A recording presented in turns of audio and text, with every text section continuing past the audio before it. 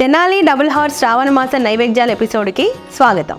నిత్యం దైవనామస్మరణ చేసేవారి వెంటే భగవంతుడు ఉంటారనేది ఎంత నిజమో, భగవంతుడి నైవేద్యానికి అనువైన పదార్థాలు తెనాలి డబుల్ హార్స్ పప్పులవేననేది కూడా అంతే నిజం. తెనాలి డబుల్ హార్స్ రుచికరంగా ఉంటుంది, అనుబంధాల్ని పెంచుతుంది. నేను మీ విజయశాంతి.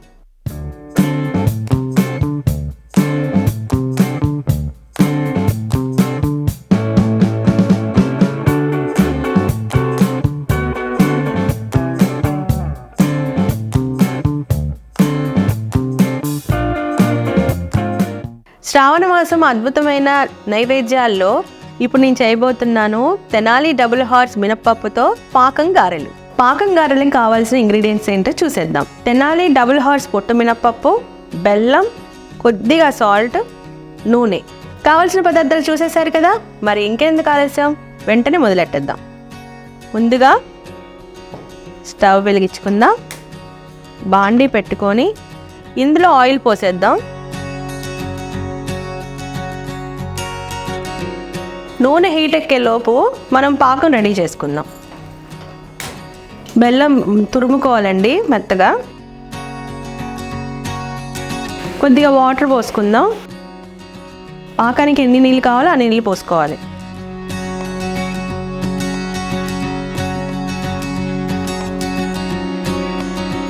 బెల్లం కరిగిందండి, ఇప్పుడు వడబోసుకుందాం దీన్ని.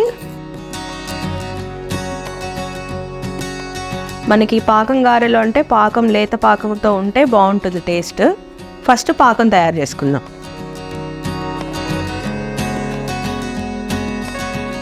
పాకం రెడీ అయిపోయిందండి. ఇప్పుడు మనం పాకం గారెలకి కావాల్సిన మినప్పప్పు, మనం తెనాలి డబుల్ హార్స్ పొట్టు మినపప్పుని 4 గంటలు నానబెట్టుకొని పిండి రెడీగా పెట్టుకున్నాను.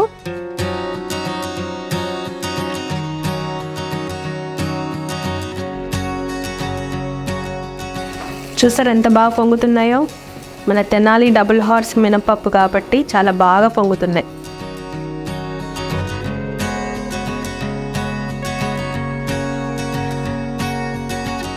వదుగు వచ్చింది, ఇట్లా చూడండి ఇలా ప్లఫీగా అయిపోయాయి.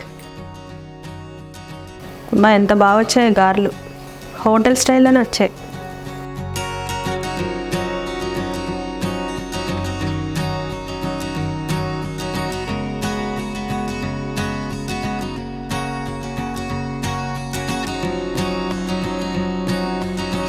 చూసారుగా, వడలు రెడీ అయిపోయాయి. ఇందులో 4 పాకంలో వేసేద్దాం.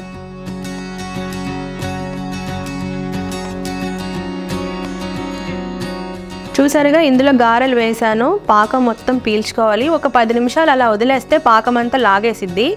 మనం ఇప్పుడు అమ్మవారికి ఒకేసారి ప్లెయిన్ గారెలు అండ్ పాకం గారెలు 2 వేరువేరుగా, అంటే అమ్మవారికి ఏంటి అంటే తీపిది, నార్మల్ది నైవేద్యంగా నివేదిద్దాం.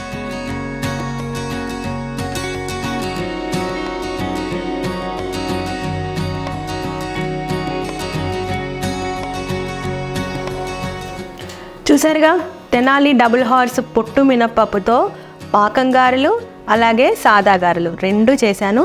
అమ్మవారికి నివేదిద్దాం.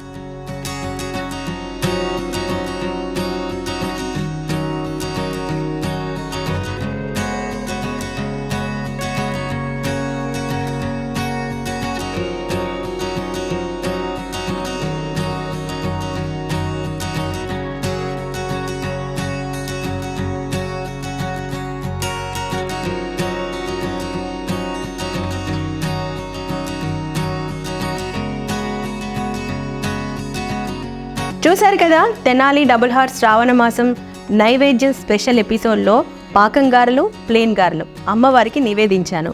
మీరు కూడా తప్పకుండా ఇంట్లో ఈజీగా ఒకేసారి 2 రకాల గారెల్ని అమ్మవారికి నివేదించండి. అలాగే అమ్మవారి ఆశీస్సులని పొందండి. మరో నైవేద్యంతో మళ్ళీ మీ ముందుంటా. నేను మీ విజయశాంతి.